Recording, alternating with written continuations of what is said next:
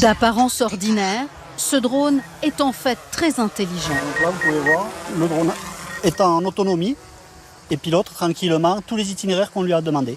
Vous n'avez pas de joystick, hein? Non, je peux le reprendre pour reprendre la main par sécurité, mais là, je le laisse faire l'itinéraire qu'on lui a programmé. Autonome, doté d'une intelligence artificielle, voilà 2 ans que les pompiers de l'Aude expérimentent ce drone. En quadrillant une zone préalablement programmée, il peut détecter un départ de feu. On le voit ici en action.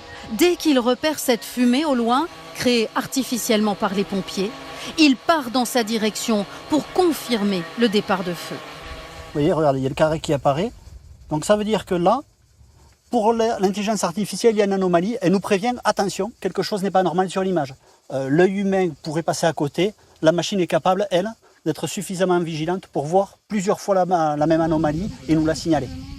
Une fois localisé, le drone envoie la position GPS de la zone de feu. Cette intelligence artificielle dans la prévention des incendies a été mise au point dans cette société toulousaine.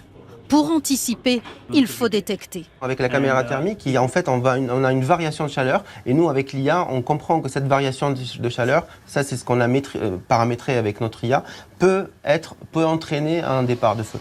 L'IA intervient aussi dans les zones déjà brûlées où les reprises de feu sont fréquentes, comme ici, dans ce massif. C'était quelques jours avant notre tournage.